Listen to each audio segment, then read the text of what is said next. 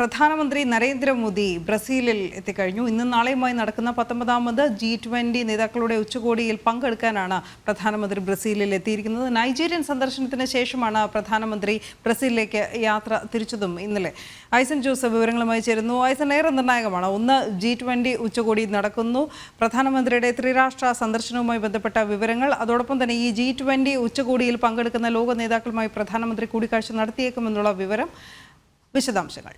തീർച്ചയായും മനു, രണ്ടാമത്തെ, അതായത് ഭാരതത്തിൽ G20 സമ്മേളനം നടന്നതിന് ശേഷം ആഫ്രിക്കൻ യൂണിയൻ ഉൾപ്പെടെ ഉൾച്ചേർത്തതിന് ശേഷം നടക്കുന്ന G20 സമ്മേളനമാണ് എന്നതാണ് ഏറെ പ്രാധാന്യമർഹിക്കുന്നൊരു വിഷയം. ഈ സമ്മേളനത്തിൽ പ്രധാനമായും സാമ്പത്തികമായ വിഷയങ്ങളും അതുപോലെ തന്നെ G20 ഡിക്ലറേഷൻ സംബന്ധിച്ച വിഷയങ്ങളും അന്താരാഷ്ട്ര തലത്തിലുണ്ടാകേണ്ട ധാരണകളും ട്രേഡ് സംബന്ധിച്ച വിഷയങ്ങൾക്കുമായിരിക്കും മുൻഗണന നൽകുക എന്ന് വളരെ കൃത്യമായി പ്രധാനമന്ത്രി അറിയിക്കുകയും ചെയ്തിട്ടുണ്ട്. പ്രധാനമന്ത്രിയുടെ ഓഫീസിൽ നിന്നുള്ള അല്ലെങ്കിൽ G20 ഷെർപ്പയുടെ വാക്കുകളെല്ലാം തന്നെ അത് വളരെ കൃത്യമായി ശരിവയ്ക്കുന്ന ഒരു നീക്കമാണ് ഉണ്ടായിരിക്കുന്നത്. നേരത്തെ സൂചിപ്പിച്ചതുപോലെ ഇന്നലെ നൈജീരിയയിൽ നിന്നും ഇപ്പോൾ G20 സമ്മേളനം ഉൾപ്പെടെ ഇന്നും നാളെയുമായി നടക്കുന്ന സമ്മേളനങ്ങളിൽ G20 ലീഡേഴ്സ് മീറ്റ് നടക്കുന്നതിൻ്റെ ഭാഗമായാണ് പ്രധാനമന്ത്രി ബ്രസീലിൽ എത്തിയിരിക്കുന്നത്. നമുക്കറിയാവുന്നതാണ്, ബ്രസീലാണ് ഇത്തവണ, അതായത് ഈ G20യുടെ കാലയളവിൽ ബ്രസീലിലാണ് G20 രാഷ്ട്രങ്ങളുടെ അധ്യക്ഷനാകുന്നത്. G20 രാഷ്ട്രങ്ങളുടെ അധ്യക്ഷനായി ലുല ഡിസെൽവ ആയിരിക്കും അധ്യക്ഷനാവുക എന്നാണ് ഇപ്പോൾ നമുക്ക് നൽകാനാകുന്ന വിവരം.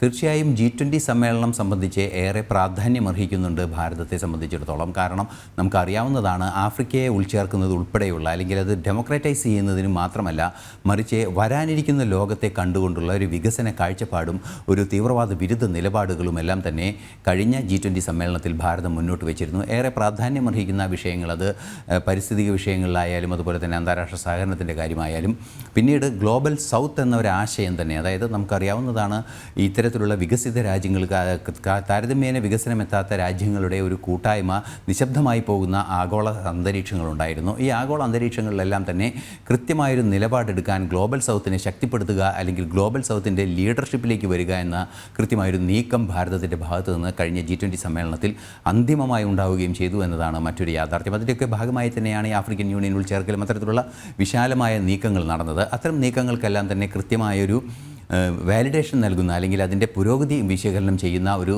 സമ്മേളനമായിരിക്കും ഇപ്പോൾ നടക്കുക. മറ്റൊരു പ്രധാന വിഷയം എടുത്തു പറയേണ്ടത് ഈ പശ്ചിമേഷ്യയിലെ വിഷയം തന്നെയാണ്. പശ്ചിമേഷ്യയുടെ വിഷയം എന്നത് ഭാരതത്തെയും അതുപോലെ തന്നെ G20 രാഷ്ട്രങ്ങളെയും പ്രതികൂലമായി ബാധിക്കുന്ന ഒരു വിഷയമായി മാറിയിരിക്കുന്നു എന്നത് ഒരു യാഥാർത്ഥ്യം തന്നെയാണ്. ആ മാറിയൊരു സാഹചര്യത്തിലാണ് പശ്ചിമേഷ്യൻ വിഷയവും ഉൾപ്പെടെ ചർച്ചകൾക്കായി എത്തും എന്ന് മനസ്സിലാക്കാൻ സാധിക്കുന്നത്. ഇതെല്ലാം തന്നെ G20 ഷെർപ്പ അമിതാഭ് കാന്ത് കൃത്യമായി പറയുകയും ചെയ്തിട്ടുണ്ട്.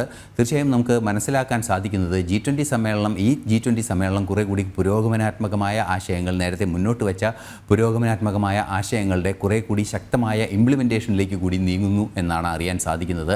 പ്രത്യേകിച്ചും എടുത്തു പറയേണ്ടത് പാരിസ്ഥിതിക വിഷയങ്ങൾ തന്നെയാണ്. ബയോഫ്യൂൽ അലയൻസ് ഉണ്ട്.